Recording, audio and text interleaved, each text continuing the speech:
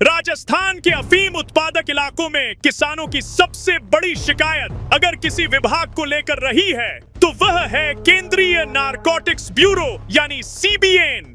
वर्षों से किसानों के बीच तोड़बट्टे, भ्रष्टाचार और लाइसेंस से जुड़े खेल की चर्चाएं होती रही हैं। लेकिन इस बार मामला इसलिए बड़ा हो गया क्योंकि आरोप किसी किसान ने नहीं बल्कि खुद सांसद ने लगाया है।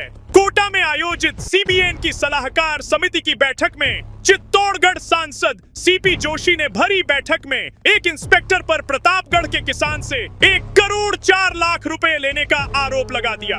सांसद ने यहां तक कहा कि मामला खुलने पर 90 लाख रुपए वापस भी कर दिए गए। अब सवाल यह है कि अगर सांसद के पास इतनी गंभीर जानकारी थी तो फिर उन्होंने अब तक क्या कार्रवाई नहीं करवाई? क्या उन्होंने केंद्रीय गृह मंत्रालय, नारकोटिक्स आयुक्त या संबंधित मंत्री को लिखित शिकायत दी? क्या उन्होंने आरोपी अधिकारी को तत्काल निलंबित कराने की मांग की? अगर नहीं तो फिर किसानों को सिर्फ बयानबाजी से क्या मिलेगा? दूसरी तरफ सीबीएन भी सवालों के घेरे में है। अगर एक सांसद सार्वजनिक मंच से करोड़ों रुपए की वसूली का आरोप लगा रहा है तो क्या यह विभाग की कार्य प्रणाली पर गंभीर सवाल नहीं खड़े करता?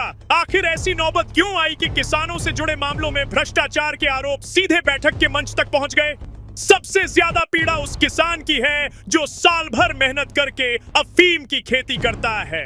किसान को उम्मीद रहती है कि उसकी फसल और उसका लाइसेंस नियमों के आधार पर तय होगा, लेकिन जब करोड़ों की लेन देन के आरोप सामने आते हैं तो व्यवस्था पर भरोसा कमजोर पड़ता है। अब किसान पूछ रहा है कि अगर सांसद का आरोप सही है तो दोषियों को जेल कब भेजा जाएगा, और अगर आरोप गलत है तो फिर भरी बैठक में ऐसा गंभीर आरोप क्यों लगाया गया? फिलहाल सीबीएन जांच की बात कर रहा है, लेकिन किसानों को जांच नहीं, नतीजे चाहिए, क्योंकि सवाल सिर्फ एक अधिकारी का नहीं बल्कि पूरे सिस्टम की विश्वसनीयता का है। और जब तक जवाब नहीं मिलेगा तब तक अफीम किसान खुद को ठगा हुआ महसूस करता रहेगा।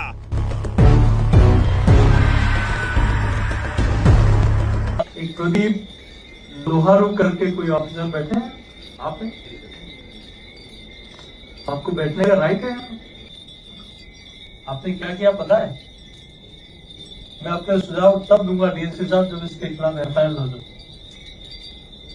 क्या किसी किसान की वो हालात होगी किसी के?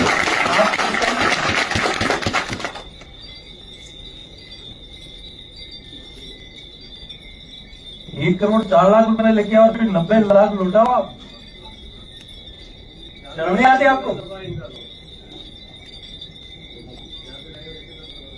मैं कहता हूं इनके खिलाफ इनका भी नार्को टेस्ट और हमारा भी नार्को टेस्ट होना चाहिए। आप जिस ईमानदारी के साथ काम कर रहे हैं क्या वो टीम इतनी ईमानदारी के साथ काम नहीं करे? आप जाइए इस बैठक में, तो इनके खिलाफ जब तक एक्शन नहीं होगा मैं इतने दिन एफआईआर हुई तो नहीं। मैं कह रहा हूँ रुक जाओ भैया, अभी रुक जाओ। सही है सर, और इतने दिन हो जानी चाहिए थी इनके खिलाफ एफआईआर।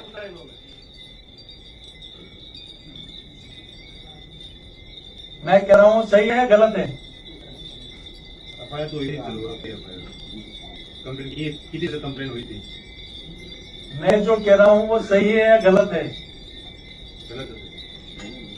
कौन है जिम्मेदार उसका? मैं डाइवर्जन के किसी भी तस्करी के पक्ष में नहीं हूँ, लेकिन किसान को ऐसा शोषण हो ये भी मैं बर्दाश्त नहीं करता हूँ।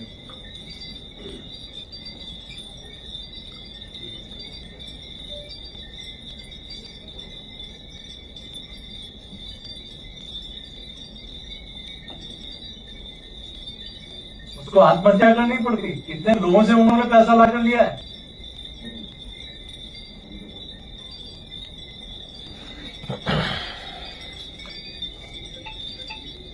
आप प्लीज बात बैठिए। मैंने कोई पैसा नहीं दिया, मैंने कोई पैसा नहीं दिया। पूरी टीम के साथ गए थे सर, पूरा। आप अपना नार्को टेस्ट कराने को तैयार हैं? जी सर। आप लिख के आप बात बैठिए।